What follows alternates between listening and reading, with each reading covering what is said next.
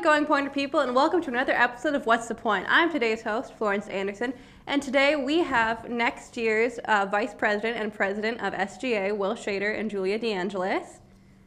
Congratulations on winning the election, you guys. Thank you.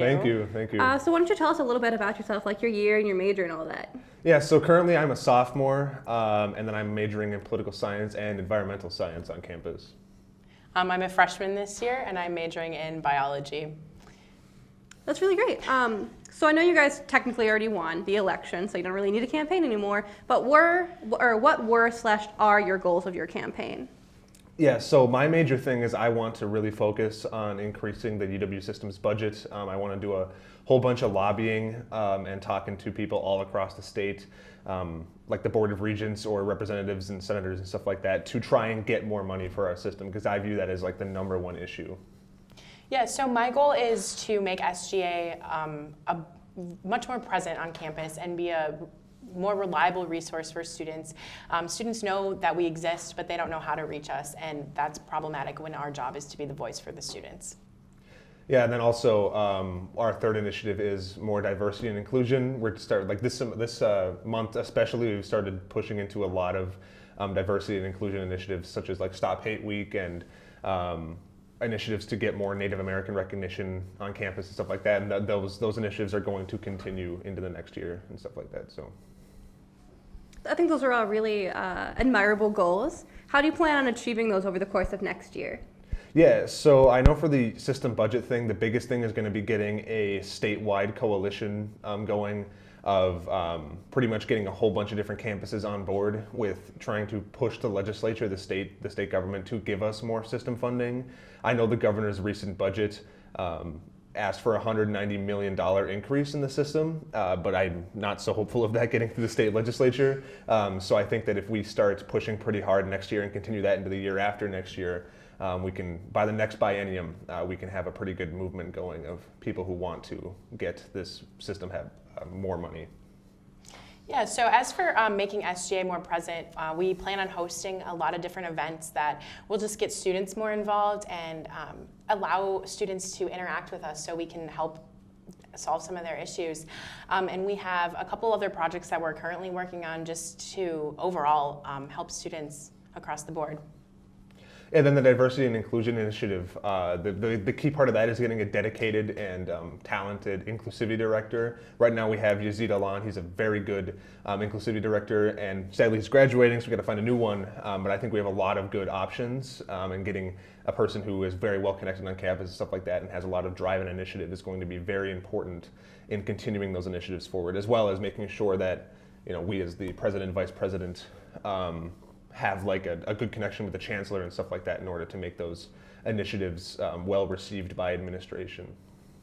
That's really good. I think you guys have like a really good set plan for the future. So aside from that, UWSP is definitely known as a green, sustainable campus.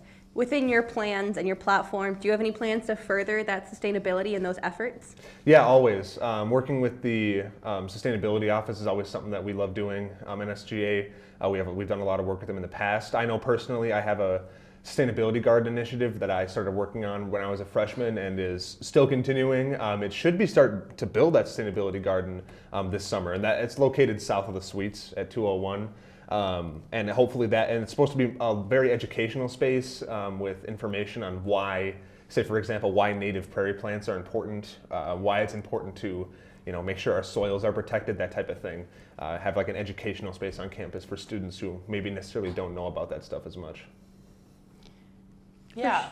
Oh, sorry. No. Oh no, you please go ahead. I was just going to say one of our committees that is under SGA is an environmental sustainability committee, and they're always working and they have tons of great ideas, and so we're just going to continue to work with them and come up with some great ideas to help us move forward.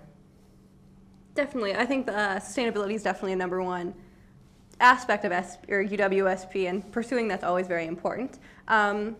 So a lot has changed within the last year in terms of political climate. We saw the Black Lives Matter movement, and we're seeing from you guys the Stop Hate movement, along with like that just being a bigger general discussion. We're also seeing more discussions on sexual assault. And I was wondering if SGA or you guys within your platform are planning to address these? Yeah, of course. We actually last week in Senate, or 2 weeks ago in Senate, I think, We had a new student organization called Leaders Igniting Transformation, LIT for short. They had a 7 pretty progressive demands, such as eventually divesting from campus police department, $15 an hour minimum wage on campus, making sure that we are putting more money and more focus into organized departments like the Diversity College Access, making sure that those are well funded. And I think most of SGA is behind those initiatives, and I think the part now is making sure that the chancellor and the vice chancellors are on board with those initiatives and seeing kind of what path forward we can have if we divest from our police department, what can we do with instead, essentially. And I think that'll be kind of the biggest problem and the biggest way forward to go. But I definitely support those initiatives. I know Julia does, and most of SGA does as well. So. Yeah, we just really just want to make sure that every student feels heard and understood and represented on SGA, by SGA. And so I think a lot of that, and like what Will said, we just have to work together as a university and with university staff and then with students, and just all together, this is something that if we work together to go forward, it will be much more successful. I definitely agree. I think those are some efforts worth chasing. So last year's officers in all positions had absolutely no way of knowing the COVID-19 pandemic would have happened, and they have no way of knowing how it would affect this year. But you guys both have that knowledge now. So how do you consider that within your platform, and where do you see that affecting students within the next 2 semesters? Yeah, so COVID-19 is obviously like a huge problem for the institution and also the students. It's disrupted a lot. I'd say like the biggest thing that it's done is disrupt the campus's budget. It's cost the university a lot of money to like essentially operate the way you've been doing. I would have had it no other way. We had to go online. It was just no other option. But it's cost the university a lot of students and a lot of enrollment and a lot of money. And like making up for that is going to be difficult, but hopefully we can get support from the state legislature and the federal government to make up for those budget shortfalls. I think it also it's been kind of a blessing in disguise almost. Like we've learned a lot about how to like more conveniently and efficiently organize meetings. Like our Zoom meetings have been super good for making sure that our engagement has been up. We've had more attendance at Senate when it's online. It's easier to have meetings when everybody can be at home at 6 p.m. instead of having to walk down to the DUC when it's -20 outside to go to a meeting or something like that. So like we've learned a lot that way. And then I think it's just important to kind of try and make sure that students are as engaged as possible next semester, because if we don't have that engagement that students are craving right now, especially students who are freshmen right now and have never ever had like an in-person college experience, making sure that they feel like supported and engaged when we do go back in person next semester. I think that's something that SGA is going to have to help out a lot on. Yeah, I know for me at least,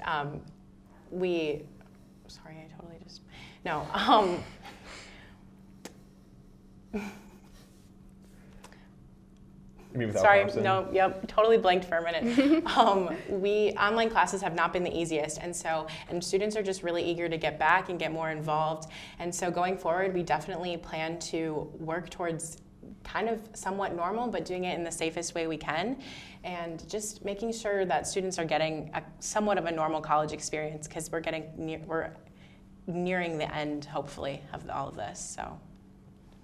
Yeah, and I can tell you the administration is on that page too. Our Vice Chancellor for Student Affairs, Al Thompson, is very much going to try and get as much engagement on campus next semester as possible. I actually just attended the Chancellor's Cabinet meeting this morning, and that was like one of the big things we talked about was how to make sure that students feel supported and connected when they come back to campus next semester, because there's a lot of students who have never had any sort of in-person college experience, and that's going to be important to make sure they feel like they belong here when we come back. So. Definitely. I know I'm looking forward to a more normal semester. I'd love to get some in-person classes and in-person recruitment. I'm sure you guys feel the same way in terms of SGA. So it's great to hear that you guys have a plan, and we're looking towards a normal semester. So I just have one last question before we go into our first break. What do you feel is a major misconception of SGA or yourselves, or just something you wish more students knew about SGA? I'd say the biggest misconception is that we're like I don't know, like an elitist group who just kind of like sit behind closed doors. We're actually a bunch of dweebs who really don't know what. We're like a bunch of nerds, really. Like we care about what we do. We care about the students. We care about making sure that every student has the best education possible. But at the end of the day, we're just a bunch of like 20-year-olds who also don't know what we're doing with our lives. So like we're just trying our best, really. We make a lot of mistakes, but at the end of the day, we're just trying to make sure everybody has, you know, the best experience possible. Right, and we're just students too, so we're just trying to be the voice for students and that bridge between the students and the university staff. And so I feel like a lot of times we just go unnoticed, or people don't recognize how we actually serve the students.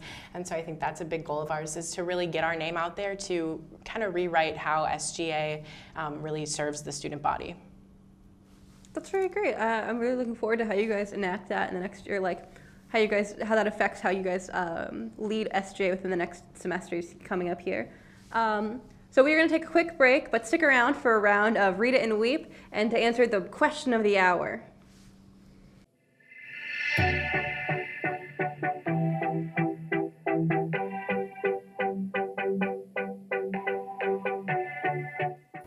UW-Stevens Point is home. It's a university where professors know your name and get you involved in research. They inspire us to realize big dreams. At UW-Stevens Point, sustainability is what we stand for. Our beautiful campus encourages exploration, developing new fields, and problem solving for the real world. It's a great place to launch your career. UW-Stevens Point is home. Apply today at uwsp.edu. Welcome back, Pointers. Now that we've gotten to know the two of you a little bit better and your platform, we're going to play a little game we like to call Read It and Weep. We've written some very interesting and definitely true news stories, specifically for the two of you. If you stumble on your words or break your demeanor, you will be hit with a swift blast from that squirt gun wheel you were just holding. Are you guys ready to get going? Yeah, sure. Yeah. So if you want to get the squirt gun out now, you can. Who would like to read the first story? I'll do it. Do you squirt me? Okay. Yeah, if you stumble, she gets to squirt you. Usually All right. it would be me, but I'm too far. Okay. And I just cannot squirt you from this distance fairly. Okay. All right, sounds good. All right, so the story is on the teleprompter. You can start reading right after the line story 1. All right. A bread bust took place in a mattress store last Sunday. Police reports that two delinquents named Fred Loaf and Ted Doe were caught smuggling large quantities of bread to the back of the store so they could both feed bread to each other. When asked about the specifics of the crime, Officer Wenstrom stated, quote, "Fred led Ted to bed, so Fred fed Ted bread, then Ted fed Fred bread," unquote. The teacher of the suspects was quick to respond to the story, wanting it to be made clear that they aren't bad people, they just have a tendency to go against the grain. Two shots. Oh, sorry. That's it, I guess. Very good. That was That was definitely a Dr. Seuss a riddle to read right there. I'm good with under pressure. That was very I good. don't know. All right, Julia, are you ready for your story? I think so. All right. If you want to scroll up the teleprompter a little bit so she can read right after the line story 2, you can get started. Okay. Ready. The story hasn't started yet. Okay, here we go. The smartest man in the world was named yesterday. After 2 days of the brain tournament finals, Mr. Wallace Turner defeated his opponent to become the man with the most smarts. Mr. Turner's high school philosophy teacher reached out to us to share how he always felt he was the smartest all the time, leading people to say he was one smart fellow. He felt smart. The phrase was so ingrained into the teacher's brains, it was the only thing he would say during the interview. Quote, "One smart fellow, he felt smart. One smart fellow, he felt smart. One smart fellow, he felt smart," unquote. All right. Well, I think both of those stories are really great. I want to thank Ryan for writing those. But I do feel that, Julia, you left quite a bit more. So, Will, congratulations. You're technically the winner. If you would like, you can use that squirt gun to squirt Julia some more. That is definitely can I do pro that? rules. Yeah. Okay. All right. Well, like I said, I think you guys both did a really good job. Those are some hard stories to read. I couldn't have read them myself. I was laughing the whole time. So we're going to take one last break, and when we come back, we'll ask 2 more questions. And of course, the big one itself, what's the point?